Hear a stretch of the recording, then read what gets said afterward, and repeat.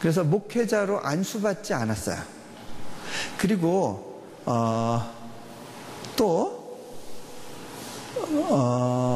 선교 훈련을 받아본 적이 없었어요. 네. 여러분, 내가 선교 훈련 받을 필요 없다 이런 얘기 하는 거 아닙니다. 네. 훈련은 필요하고 좋은 거예요. 하지만 하나님께서 저를 인도하시는 삶 가운데 훈련 없이 그냥 하나님이 지시하는 대로 움직이는 것들을 또 이렇게 연습하는 그런 시간들이 필요해요.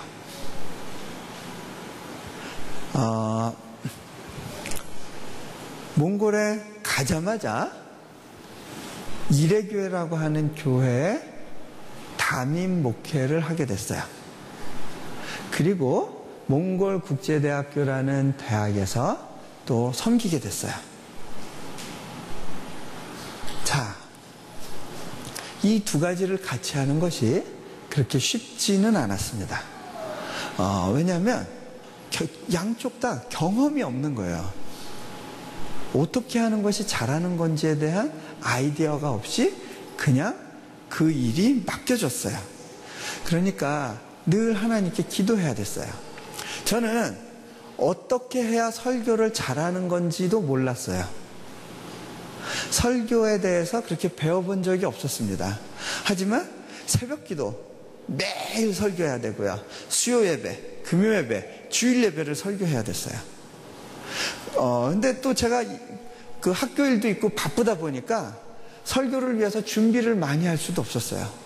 그러니 주로 제가 할 수 있었던 방법은 뭐냐면 딱 하나님 어느 말씀을 전하죠 하고 기도하다가 하나님께서 주시는 구절이 있으면 그 구절을 펴서 그냥 설교를 해야 됐어요.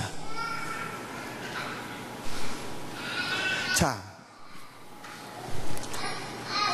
저라고 하는 사람은요, 계획 없이 움직이는 걸 굉장히 싫어했습니다.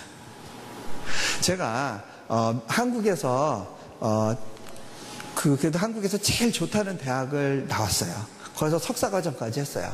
그리고 미국에서 좋다고 하는 대학에서 박사과정 공부를 했어요.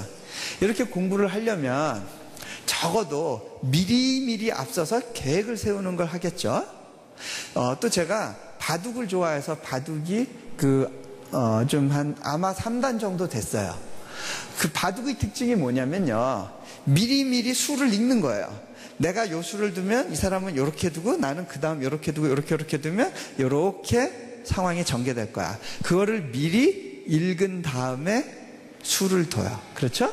예. 뭐 체스도 그렇잖아요. 여러분들 체스 좋아하시나요? 예. 미리미리 수를 읽고 두게 돼 있어요.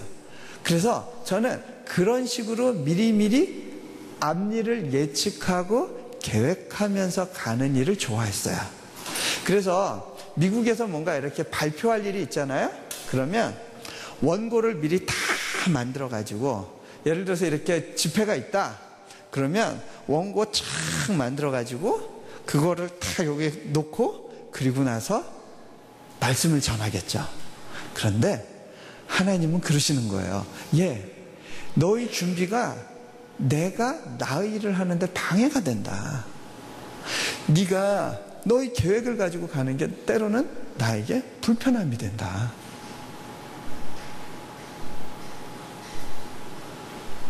자, 계획이 나쁜 건 아니에요. 여러분이 인생의 어느 시점에서 계획을 세우는 건 중요해요. 또 무계획으로 사는 사람들한테는 하나님이 너 좀 생각 좀 하면서 살아라 그러실지 몰라요. 하지만 너무 계획을 세우는 사람에게는요, 하나님이 오히려 반대로 말씀하실 수도 있어요. 자, 제가 한 번은 말씀을 전하러 그 수요 예배 준비하러 이제 교회로 가는데 말씀이 떠오르지가 않는 거예요. 그런데 아침부터 묵상했던 한 내용이 있긴 있었는데 제가 하나님, 제가 이 말씀은 도저히 이해가 안 돼요. 그러고 이렇게 밀어놨던 말씀이었어요.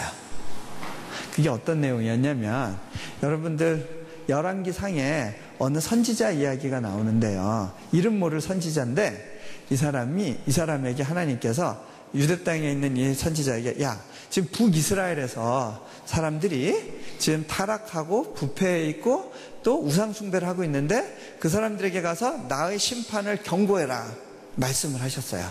이 선지자가 그곳에 가서 아주 놀라운 일을 하고 그리고 돌아옵니다.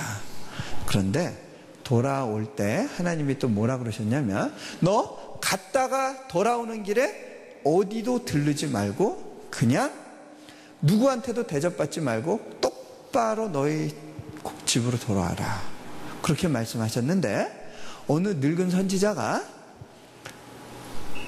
이 이름 모를 선지자를 속이기로 결정을 합니다. 그리고서는요, 그 사람한테 가서 내가 어제 꿈을 꿨는데 하나님께서 당신을 데려다가 대접하라고 했습니다. 그래가지고 그 사람 데려다가 같이 식사하고 돌려보냈는데 이 선지자가 가다가 그 불순종한 죄 때문에 사자한테 찢겨서 죽임을 당해요. 제가 이 구절을 보면서 좀 이해가 안 됐어요. 이 사람 속아서 그런 건데, 꼭 고의는 아니고 이건 실수인데 하나님 이 실수를 가지고 이렇게까지 심하게 하시는 거 이거 좀 문제가 있지 않나요? 저는 이게 정확하게 이해가 잘 안 돼요. 그러고 넘어가려고 했는데 그날 그 말씀이 계속 제 마음 안에 맴도는 거예요. 다른 말씀이 오질 않아요.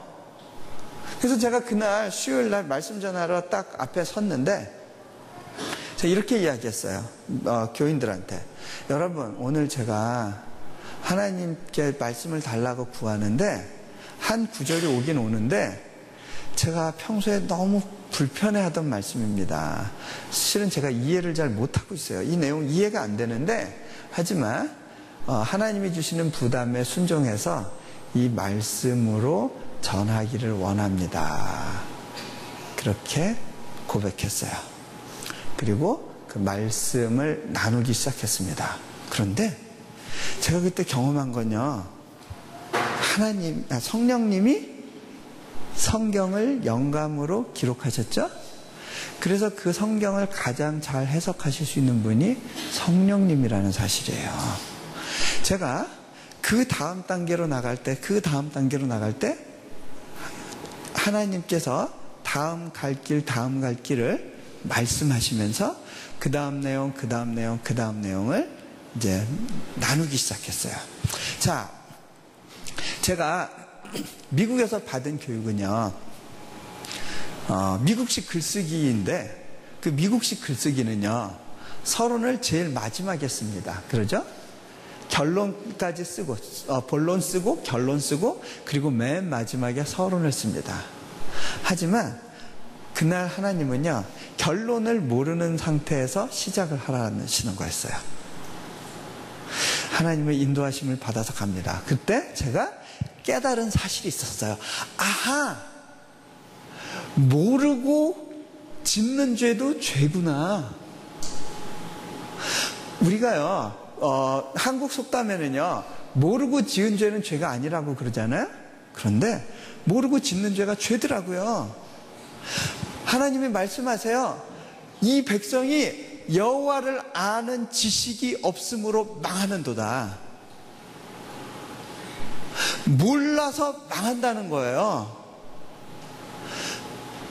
여러분이요, 복음이 무엇인지를 몰라서 구원받지 못할 수도 있다는 거예요. 예수님을 몰라서 영생에 도달하지 못할 수 있다는 거예요. 그때 제가 깨달은 사실은요, 이스라엘 백성들이 속고 있었다는 거예요. 누구한테? 이스라엘 왕한테. 이스라엘 왕이, 야, 이제 우리 남유다하고 갈라졌으니까 예루살렘으로 내려가서 거기서 예배드리지 말고 베델에다 내가 송아지 세워놓을 테니까 거기가 너희 하나님이니까 그 송아지 앞에 절해라. 이스라엘 백성들이 그 속임에 빠져서 타락하고 있었고 영적으로 어두워지고 있었고 멸망으로 가고 있었던 거예요. 그 사실에 대해서 경계의 말씀으로 그 선지자의 불순종을 하나님께서 사용하셨어요. 제가 그것을 깨닫고 나서요, 아, 이거구나. 말씀 도중에 깨달았어요. 그리고 그거를 딱 설교하고 내려오는데 제 안에 무슨 생각이 들었냐면, 아하, 내가 갈 바를 알지 못하고 설교했던 그것을 하나님께서 이 설교를 위한 좋은 예화로 사용하셨구나. 저는요, 목회가 뭔지를 몰랐어요. 그래서 교인들을 이렇게 신방하고 이러면서도 늘 마음에 부담이 있었어요. 우상숭배가 나쁜 거고 죄라는 걸 가르쳐 줘도요, 이 사람들 천막 치고 사는 사람들이 많은데 그 집에 방문해서 보니까 여전히 부처 우상들을 다 집집마다 갖고 있는 거예요. 그런데 제가 그거 죄라고 얘기한다고 해서 이 사람들이 그거를 포기할 것 같지가 않았어요. 이 사람들 중에요, 그 성인 남자들 중에 알코올 중독자가 한 60-70%가 넘어요. 이 사람들은요, 술 먹으면 애들 막 때려요. 제일 큰 피해자가 가정에서 아이들이에요. 아이들이 막 맞고 자라요. 이 아이들한테 얘들아, 너희가 아버지를 사랑해야 된다라고 말해도 얘들은 그것 때문에 힘들어해요. 도대체 제가 설교하고 권면한다고 사람들이 바뀔 것 같지가 않았어요. 제 마음이 너무 무겁고 낙담이 됐어요. 그런 어느 날 기도하는 거예요. 하나님, 제가 무슨 말을 한들 사람들이 바뀔 것 같지가 않습니다. 내가 앞으로 도대체 어떻게 하기를 원하십니까? 제가 갈 길을 알지 못하겠습니다 하고 기도하고 있었어요. 그런데 그때요, 하나님께서 어떤 동물 어미 울음소리 같은 걸 들려주셨어요. 영어로 groaning이라고 그러죠. 신음소리 같은 게 들렸어요. 이거 무슨 소리지? 하나님, 이게 무슨 소리죠? 하나님께 물었어요. 하나님께서 이렇게 말씀하시는 것 같았어요. 예, 이것은 내가 이 백성을 향해 울고 있는 울음이란다. 제가요, 가만히 있을 수가 없어서 바닥에 주저앉았어요. 아니, 이 하나님 같은 고귀한 분이 어떻게 이 하찮은 인생들, 정말 이게 인생의 마지막을 보는 것 같은 그런 사람들을 보면서 이런 울음을 울으실 수 있을까라는 생각을 하니까요, 제가 견딜 수가 없었어요. 그때 하나님께서 제게 이렇게 이야기하셨어요. 예, 너 나와 함께 울어줄 수 있겠니? 그것이 내가 너한테 원하는 사역이란다. 하나님이요, 우리한테 뭐 대단하고 거창한 걸 요구하시는 게 아니더라고요. 저한테 딱 하나 주신 말씀은, 너 내 마음으로 나와 함께 같이 울어주지 않겠니? 하나님께서 공감해 주겠냐는 거예요. 제가요, 그거는 할 수 있겠더라고요.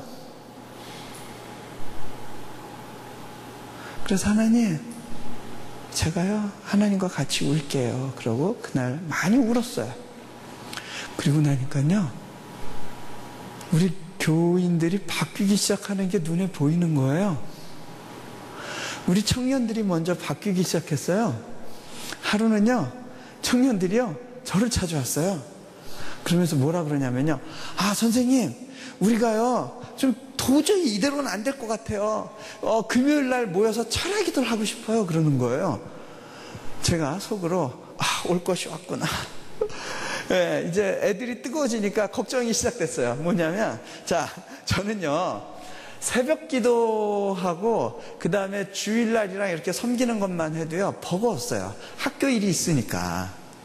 그런데 이 아이들은 뜨거워져가지고 금요 철야를 하겠다는 거예요.